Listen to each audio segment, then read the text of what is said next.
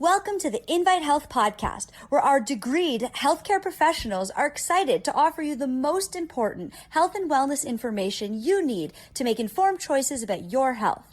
You can learn more about the products discussed in each of these episodes and all that Invite Health has to offer at www.invitehealth.com/podcast.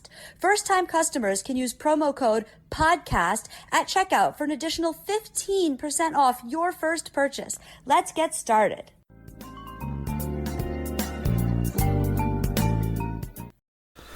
Over the years, many people have approached me interested in instituting a nutritional protocol. They want to set up a regimen, but they don't quite really have it nailed down what they should include, how they should go about it. So I'd like to cover that today, a good approach to planning a sensible supplement regimen, a general one. So we're not discussing specific health conditions today, like insomnia. We're not discussing diseases today, such as diabetes. We have specific podcast episodes that address those situations. So there are certain life necessities that nutrition will not replace. Nutrition can help them, but it doesn't replace them. Yet nutrition could be, and we're talking about supplements as nutrition here. Of course, food is nutrition. There are certain situations where supplements are amazingly helpful, but in general, they're very protective and beneficial, and they can help your day-to-day energy and your how effective your brain works at your occupation, etc.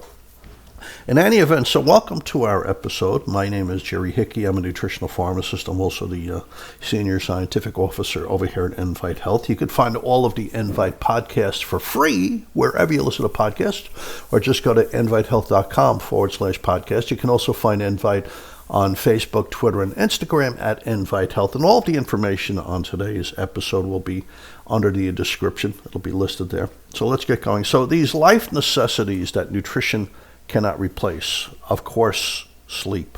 Sleep is a necessity. You can enhance sleep with nutrition, with a nutritional supplement like L-theanine. L-theanine is an alpha amino acid that they express out of tea leaves.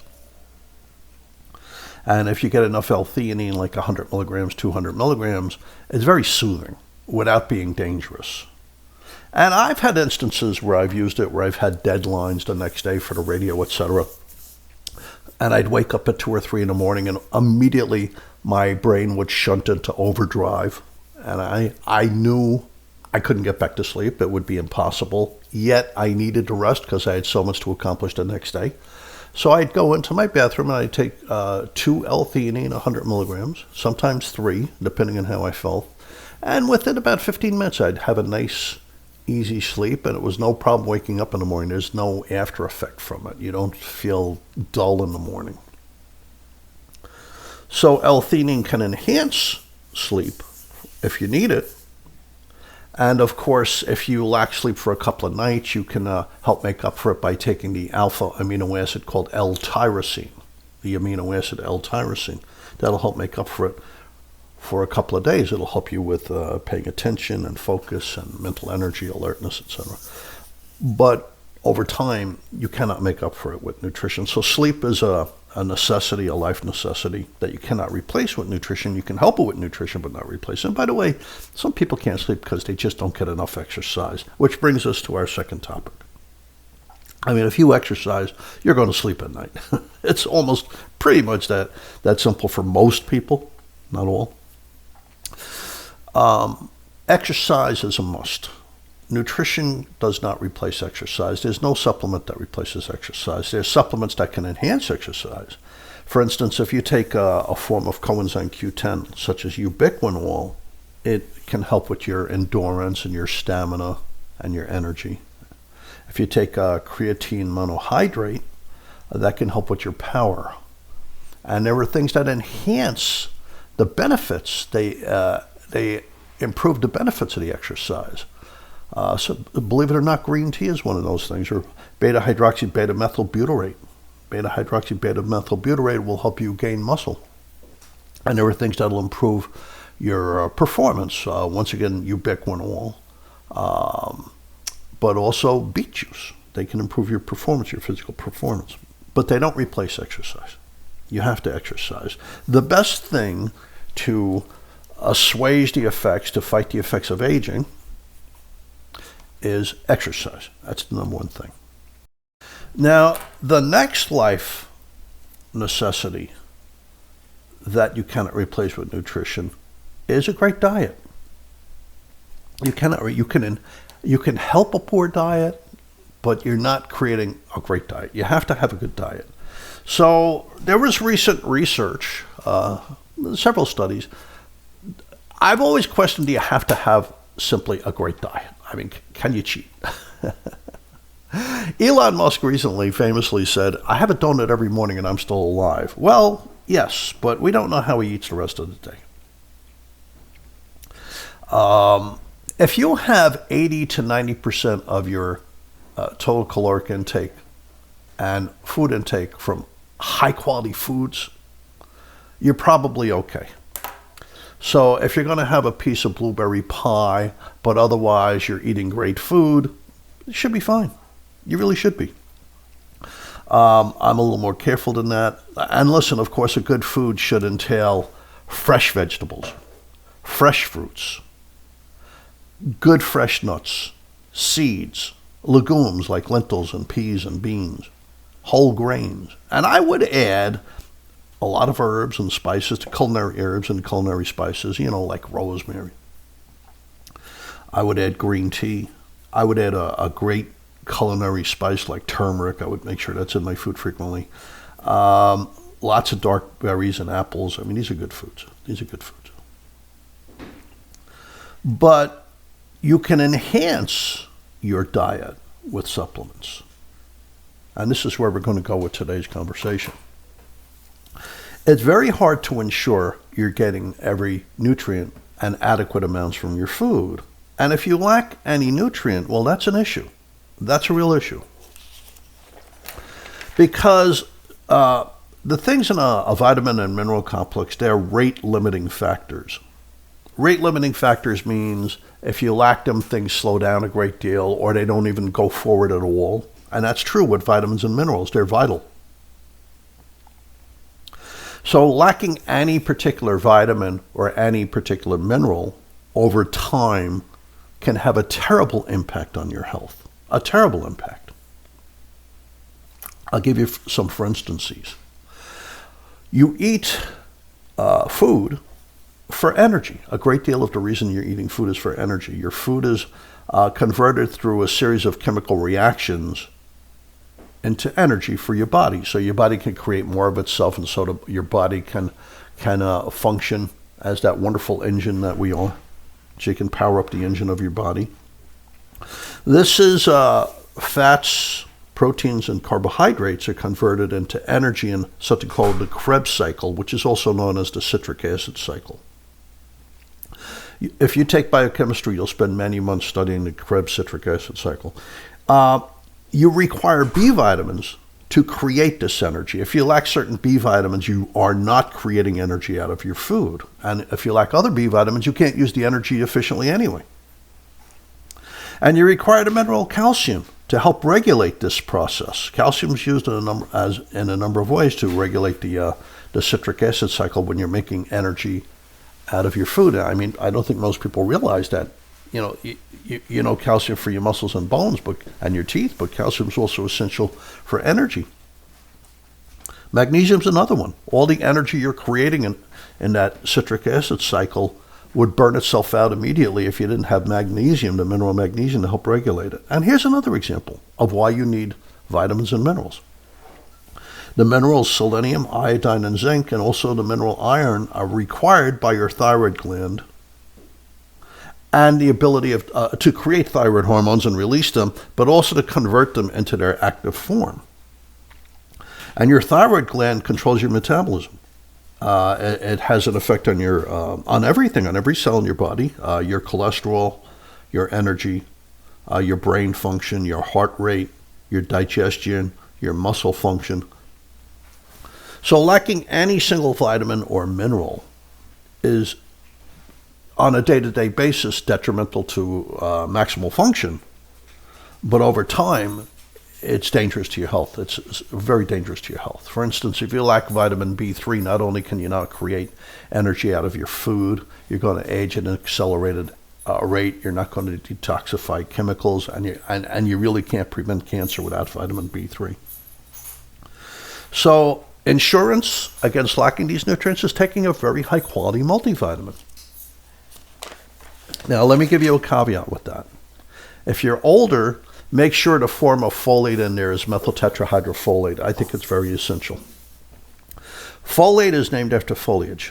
You know it in many, you see it in fortified foods like breads or cereals as folic acid. The problem is not everybody can convert folic acid into its active form.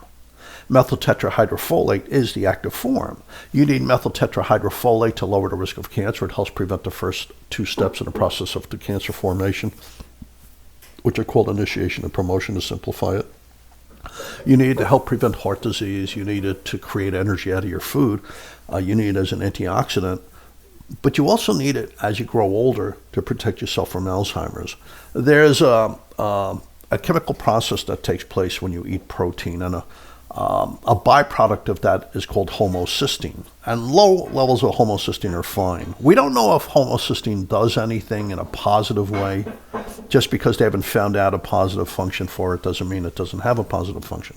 But so far it just seems to be negative. If it's too high, it becomes a solvent. And in certain studies, it's been shown to chip away at your bone and joint health, at your heart health, at your eyeball health.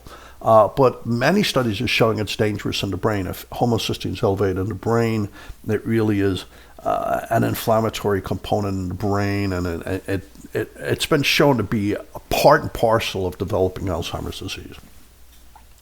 So you need the active version of folic acid, methyl tetrahydrofolate, to lower homocysteine levels. So if you're older, you want to make sure that your multivitamin has that form of folate called methyl tetrahydrofolate. Sometimes it's abbreviated MTHF. So that's the first thing. I think pretty much everybody in America gets some benefit from taking a multivitamin. There's a number of studies in older men and older women where their brain functions better. There's studies in children where they tend to do better academically if they're on a multivitamin.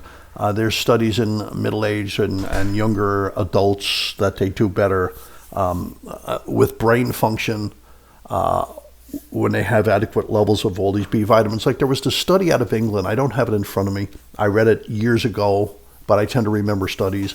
And these were like healthy people who led a good lifestyle and well-educated people. And they found that when they gave them the B vitamins versus a placebo, they performed better. Their brain performed better. They would do better at work. They were more alert. Their brain had a little more energy. So even these super healthy people that are eating a diet and exercising and they're well-informed and well-educated, et cetera, if you gave them B vitamins, there was a slight improvement in their mind function, their brain function. So that tells you something. So that becomes, of course, more of an issue in people who don't have a good diet, who don't exercise, who don't lead a good life, who are not well educated, and because education matters. And you can always educate yourself. You know, you just go on YouTube and you can watch videos on science and on geography and history, etc. Read a book, whatever. The thing is that it matters. And I think it becomes more of an issue in people who don't eat well and in people who are aging and people with disease states. Now, so I think everybody should have a multivitamin. If you're lacking any particular vitamin or mineral, it's not a good thing. So it's just insurance that you're filling in the holes in your food. You know, because although certain foods have been measured, have measures that they should have a certain amount of nutrients in them, it's not always the case. It's going to vary from batch to batch. Now, extra vitamin D. Vitamin D is a hormone, but don't let that word scare you. It's not a hormone like estrogen or testosterone or a corticosteroid hormone. A hormone simply is something that's released from one part of the body and it works somewhere else. That's the definition of a hormone. So hormones typically are released from glands, like the thyroid gland releases thyroid hormones. So the hormones are typically released from glands, and they go all around the body and they knock on the door of, in small amounts, by the way, they're released in tiny amounts because they're so effective. And they go around the whole body and they're broadcasters. They broadcast around the whole body. They knock on every cell, like knock on its front door, and if the cell requires them, it lets them in. So there's vitamin D receptors all over the body. We know that vitamin D has a strong impact on the immune system. It's involved with brain function. It's just active all over the body. So, especially in the winter, it's hard to get enough vitamin D. And they've seen even in some sunny locations like Hawaii and Arizona, people with darker skin don't have enough vitamin D. Because the best sunscreen is having darker skin. So vitamin D becomes really important as a supplement. And it's safe. I mean, I think most people, 2,000 to 3,000 units a day. It really varies from person to person how much they need. Some people, especially in the summer, don't need any. They don't need any supplementation. Other people still need a great deal of supplementation. It seems that if you use sunscreen, yeah, of course. If you use sunscreen, if you wear a lot of clothing, if you avoid the sun, and if you have older skin or darker skin, all of these things reduce your ability to create vitamin D out of the sun. So 2,000 to 3,000 units a day. You take it with food. Vitamin B3, which is cholecalciferol, seems to work better than vitamin D2, which is ergocalciferol. By the way, you need magnesium, the mineral, to activate your vitamin D. So when vitamin D is released from the kidneys, when vitamin D is activated by the kidneys, I should say, it requires magnesium for that function. So magnesium is a really important mineral. Now, certain people need to take a probiotic. You have trillions of bacteria in your intestines, all over your skin, apparently in the urinary tract, apparently everywhere. In the vaginal tissue and the breast milk globes. So, in the ducts, I should say, in the ducts of the breast, there's bacteria. See, what the good bacteria? Because the bad bacteria are bad because they can inflame you, and some of them take advantage of certain situations and can actually infect you. So you need enough good bacteria. So normally you can get enough good bacteria by eating a wholesome diet, a well-rounded, healthy diet. But there are some issues that affect that ability. For instance, if you're obese people have been found to have a predominance, or there's so many inflammatory causing bacteria, pro-inflammatory bacteria, that they need more healthy bacteria. They need more of the good bacteria. So people who are obese, people who have diabetes and pre-diabetes tend to have a poor mix of bacteria. They tend to have more of the pro-inflammatory bacteria. People who smoke, people who drink alcohol. Apparently, people who use a lot of aerosols, it gets into you and it kills your good bacteria. People on a poor diet, because the bacteria require fiber to live. So if you're not eating a good diet, you're not getting the fiber. The good bacteria don't survive. And if you're in a city with a lot of pollution, the pollution seems to kill off your good bacteria. And of course, certain drugs, a lot of drugs apparently, but especially antibiotics, kill off your good bacteria. So these people really should have a probiotic. The healthy bacteria in your gut are really essential for your immune system. They're essential for good brain function. They're essential for helping to prevent diabetes and obesity because they help control your appetite. They're essential for helping to prevent colon cancer. They're essential for regularity so you don't have diarrhea and constipation, etc. They even seem to help defend you from developing allergies, and perhaps can even help get rid of your existing allergies, or mitigate them at least.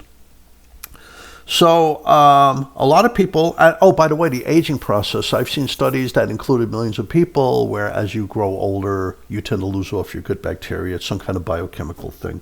They don't exactly know why. So if you're older, you need a probiotic. Now, generally, a mixture of lactobacilli and bifidobacterium is a good way to go. That's the way I go. Initially, I took the probiotic daily for about 6 months, and then I started taking it every 2 or 3 days, just to really have these bacteria grow in number in my intestines. That's called colonizing. It's called colonizing. So I gave them 6 months to really get a head start and really get set. And then every 2 or 3 days, I take a probiotic just as a booster, just to make sure I'm okay. There's also prebiotics, which are food for the bacteria. I used to have a friend named Dr. Alan Pressman, who I miss immensely. Many of you know of him. He was very popular, very well known. Big author, big time on radio, big in education. In any event, he used to say, hey, you wouldn't buy goldfish without goldfish food. Why would you buy probiotic bacteria without probiotic bacteria food? So a prebiotic, usually it's from chicory root. That's a relative of Belgian endive. It has a fiber called fructooligosaccharides that is a good source of food. This fiber is a good source of food for these bacteria. And it's not offensive. In fact, it's rather healthy FOS. So far I said a probiotic for many people, extra vitamin D for most people, and a good multivitamin and mineral. And if you're older, make sure you're getting methyl tetrahydrofolate as the form of folic acid in that multi. Now, is there anything else required on a day-to-day basis? Well, diseases change this. So make sure you speak to our nutritionists if you have some kind of disease state like diabetes. Because if you're diabetic, you want to get extra zinc and extra magnesium along with the vitamin D to help control your blood sugar. All three are required. So if you have some kind of condition that really needs attention, speak to one of our nutritionists to get some advice on your protocol. But let's get back to the things we really need. Fish. Fish oils are really important. There's something called the omega-3 index, the omega-3 index, The omega-3 index quantifies the amount of fish oils on it's on the membrane of our cell, the outside of our cell, the housing of our cell. So on the cellular membrane, there's all these fats. Maybe there's some butter, maybe there's some margarine, olive oil. So they look at the types of fats, the saturated fat, the monounsaturated fat, the polyunsaturated fat, and then they look at the fish oils and they compare them. And there has to be a certain percentage of fish oils for you to really stay healthy. I mean, your brain is made out of fats and has a large component of fish oils in it, so you need a good amount of fish oils for the brain to function. And that's clearly a requirement for the human body. The brain requires fish oils, the omega-3 fatty acids, generally EPA and DHA, but there's also DPA. And these get into the membrane of your brain cell, and they help it to function properly, and they help prevent depression, and they literally help prevent different forms of mental senility, like Alzheimer's disease. So fish oils are very important. And there's enough data to show that fish oils lower the risk of sudden cardiac death. Sudden cardiac death, about 350,000 Americans each year suffer from cardiac arrest. In general, 350,000 Americans a year suffer from cardiac arrest. Sometimes it's 300,000, sometimes it's 400,000. In general, 350,000. Now, if the heart doesn't start beating again, then it's called sudden cardiac death, and it happens very rapidly. I mean, there's really not much chance that you're going to make it into an ambulance or get to a hospital. So about 10%, maybe 8% of these people survive out of 350,000. So that's like 35,000 out of 350,000. So there's plenty of evidence from many, many studies, from many, many meta-analysis. A meta-analysis is where they group studies like type studies. It gives you more people, it gives you more academic research institutions. And when you have this greater population, it's a more accurate measure if something works or not. And many meta-analysis show that fish oils really have a strong ability to lower the risk of sudden cardiac death.